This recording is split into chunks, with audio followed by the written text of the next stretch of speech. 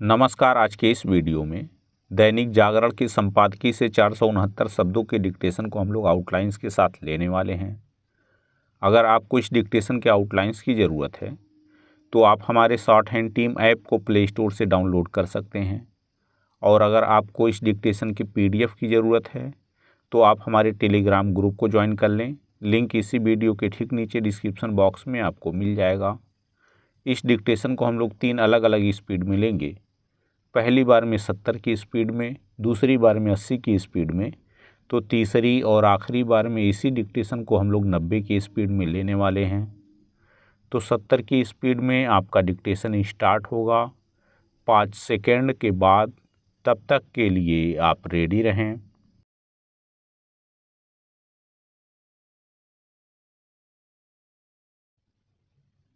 Start. आखिरकार दिल्ली के मुख्यमंत्री अरविंद केजरीवाल जेल भेज दिए गए। हालांकि प्रवर्तन निदेशालय यानी ईडी ने उनकी कस्टडी की मांग नहीं की थी, लेकिन यह शिकायत अवश्य की थी कि वह जांच में सहयोग नहीं कर रहे हैं और अपने फ़ोन का पासवर्ड देने से मना करने के साथ सवालों के गोलमोल जवाब दे रहे हैं। ईडी ने अरविंद केजरीवाल को न्यायिक हिरासत में भेजने की जो ज़रूरत जताई, उसे न्यायाधीश ने स्वीकार कर लिया। इसका अर्थ है कि केजरीवाल के वकील अदालत को अपनी इन दलीलों से संतुष्ट नहीं कर सके कि दिल्ली के मुख्यमंत्री को गलत फंसाया गया है और उनका शराब घोटाले से कोई लेना देना नहीं। शराब घोटाले में केजरीवाल एक ऐसे समय तिहाड़ जेल पहुंचे हैं जब उप मुख्यमंत्री रहे मनीष सिसोदिया और राज्यसभा सदस्य संजय सिंह पहले से ही वहां हैं। इसके अतिरिक्त एक अन्य मामले में पूर्व मंत्री सत्येंद्र जैन भी जेल में हैं। यह आश्चर्यजनक है कि केजरीवाल मुख्यमंत्री पद से इस्तीफा देने के बजाय जेल से ही सरकार चलाने पर जोर दे रहे हैं। यह ना तो आसान है और ना ही व्यवहारिक, क्योंकि मुख्यमंत्री को केवल फाइलों पर हस्ताक्षर ही नहीं करने होते, उसे कैबिनेट बैठक करने के साथ अधिकारियों को लिखित और मौखिक आदेश निर्देश भी देने पड़ते हैं।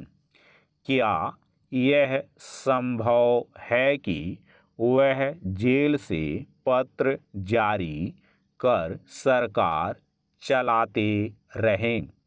शायद वह ऐसी ही कोशिश करें, लेकिन इससे दिल्ली सरकार का कामकाज प्रभावित होना तय है।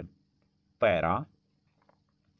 यह सही है कि संविधान इस प्रश्न पर मौन है कि क्या कोई मुख्यमंत्री जेल से सरकार चला सकता है, लेकिन इसका कारण यह है कि संविधान निर्माताओं ने कभी यह कल्पना ही नहीं की थी कि यदि किसी मुख्यमंत्री के जेल जाने की नौबत आएगी तो वह इस्तीफा देने के स्थान पर जेल से सरकार चलाने की कोशिश करेगा।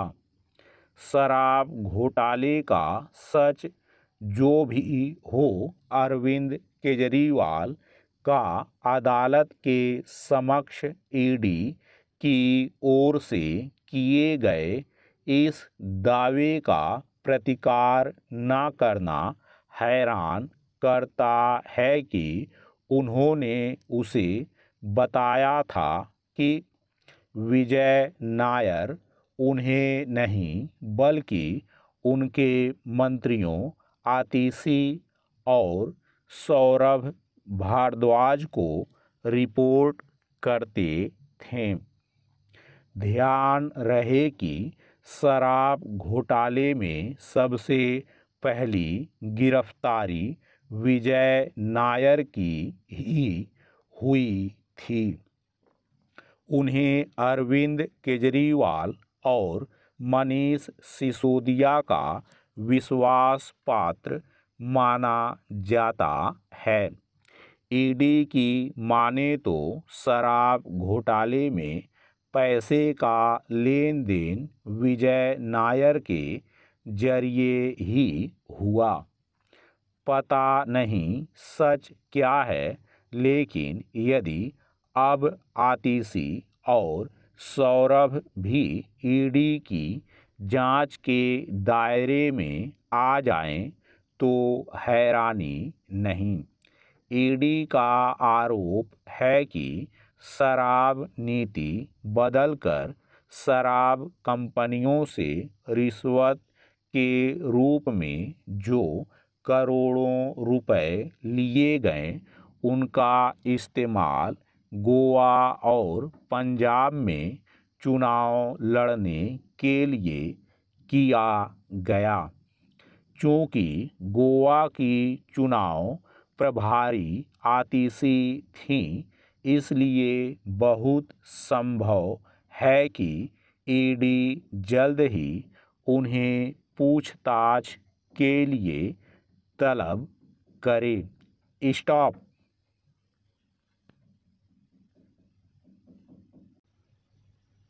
दोस्तों, इसी डिक्टेशन को दूसरी बार में हम लोग 80 की स्पीड में लेंगे और आपका समय स्टार्ट होगा 5 सेकंड के बाद। तब तक के लिए आप रेडी रहें।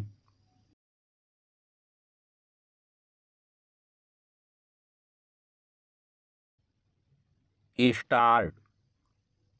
आखिरकार दिल्ली के मुख्यमंत्री अरविंद केजरीवाल जेल भेज दिए गए। हालांकि प्रवर्तन निदेशालय यानी ईडी ने उनकी कस्टडी की मांग नहीं की थी, लेकिन यह शिकायत अवश्य की थी कि वह जांच में सहयोग नहीं कर रहे हैं और अपने फ़ोन का पासवर्ड देने से मना करने के साथ सवालों के गोलमोल जवाब दे रहे हैं। ईडी ने अरविंद केजरीवाल को न्यायिक हिरासत में भेजने की जो ज़रूरत जताई, उसे न्यायाधीश ने स्वीकार कर लिया। इसका अर्थ है कि केजरीवाल के वकील अदालत को अपनी इन दलीलों से संतुष्ट नहीं कर सके कि दिल्ली के मुख्यमंत्री को गलत फंसाया गया है और उनका शराब घोटाले से कोई लेना देना नहीं।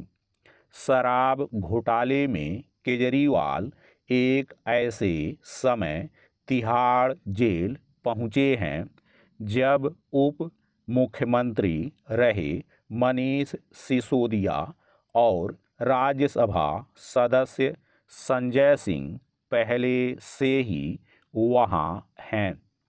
इसके अतिरिक्त एक अन्य मामले में पूर्व मंत्री सत्येंद्र जैन भी जेल में हैं। यह आश्चर्यजनक है कि केजरीवाल मुख्यमंत्री पद से इस्तीफा देने के बजाय जेल से ही सरकार चलाने पर जोर दे रहे हैं। यह ना तो आसान है और ना ही व्यवहारिक, क्योंकि मुख्यमंत्री को केवल फाइलों पर हस्ताक्षर ही नहीं करने होते, उसे कैबिनेट बैठक करने के साथ अधिकारियों को लिखित और मौखिक आदेश निर्देश भी देने पड़ते हैं। क्या यह संभव है कि वह जेल से पत्र जारी कर सरकार चलाते रहें? शायद वह ऐसी ही कोशिश करें, लेकिन इससे दिल्ली सरकार का कामकाज प्रभावित होना तय है। पैरा, यह सही है कि संविधान इस प्रश्न पर मौन है कि क्या कोई मुख्यमंत्री जेल से सरकार चला सकता है, लेकिन इसका कारण यह है कि संविधान निर्माताओं ने कभी यह कल्पना ही नहीं की थी कि यदि किसी मुख्यमंत्री के जेल जाने की नौबत आएगी तो वह इस्तीफा देने के स्थान पर जेल से सरकार चलाने की कोशिश करेगा। शराब घोटाले का सच जो भी हो, अरविंद केजरीवाल का अदालत के समक्ष ईडी की ओर से किए गए इस दावे का प्रतिकार न करना हैरान करता है कि उन्होंने उसे बताया था कि विजय नायर उन्हें नहीं बल्कि उनके मंत्रियों आतिशी और सौरभ भारद्वाज को रिपोर्ट करते थे। ध्यान रहे कि शराब घोटाले में सबसे पहली गिरफ्तारी विजय नायर की ही हुई थी। उन्हें अरविंद केजरीवाल और मनीष सिसोदिया का विश्वास पात्र माना जाता है। ईडी की माने तो शराब घोटाले में पैसे का लेन देन विजय नायर के जरिए ही हुआ। पता नहीं सच क्या है, लेकिन यदि अब आतिशी और सौरभ भी ईडी की जांच के दायरे में आ जाएं तो हैरानी नहीं। ईडी का आरोप है कि शराब नीति बदलकर शराब कंपनियों से रिश्वत के रूप में जो करोड़ों रुपए लिए गए, उनका इस्तेमाल गोवा और पंजाब में चुनाव लड़ने के लिए किया गया। चूँकि गोवा की चुनाव प्रभारी आतिशी थीं, इसलिए बहुत संभव है कि ईडी जल्द ही उन्हें पूछताछ के लिए तलब करे। स्टॉप।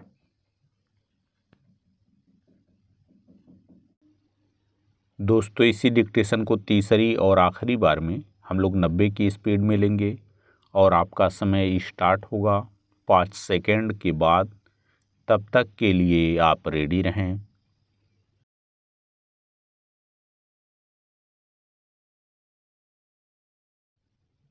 स्टार्ट। आखिरकार दिल्ली के मुख्यमंत्री अरविंद केजरीवाल जेल भेज दिए गए।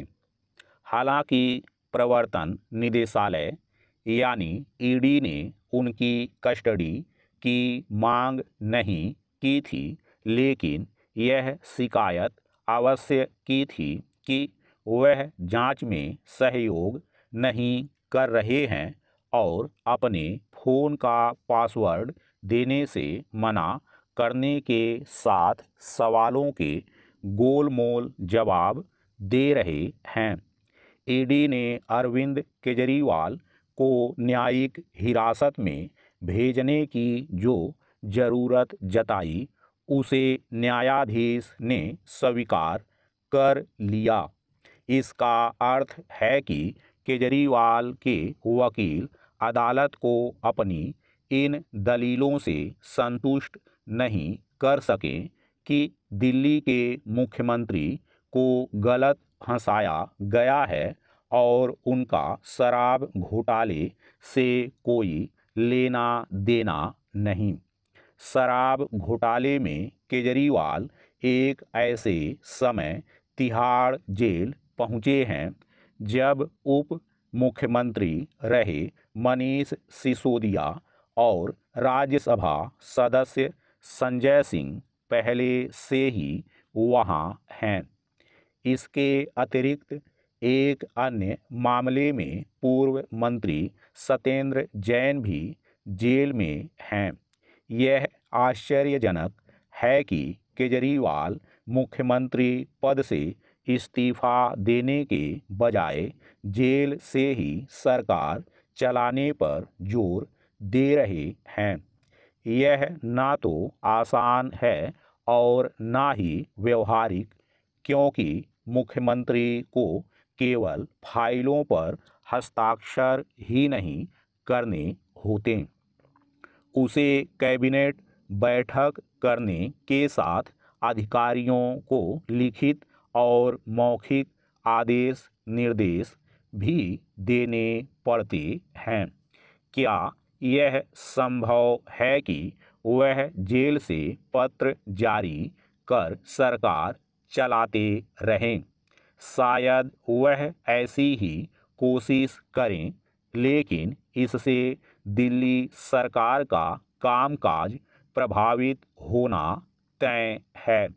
पैरा, यह सही है कि संविधान इस प्रश्न पर मौन है कि क्या कोई मुख्यमंत्री जेल से सरकार चला सकता है, लेकिन इसका कारण यह है कि संविधान निर्माताओं ने कभी यह कल्पना ही नहीं की थी कि यदि किसी मुख्यमंत्री के जेल जाने की नौबत आएगी तो वह इस्तीफा देने के स्थान पर जेल से सरकार चलाने की कोशिश करेगा।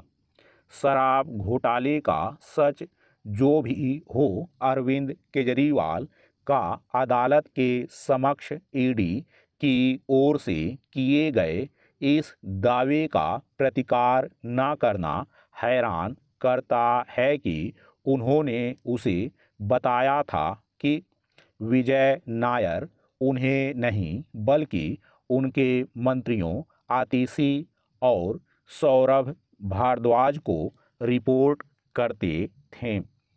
ध्यान रहे कि शराब घोटाले में सबसे पहली गिरफ्तारी विजय नायर की ही हुई थी।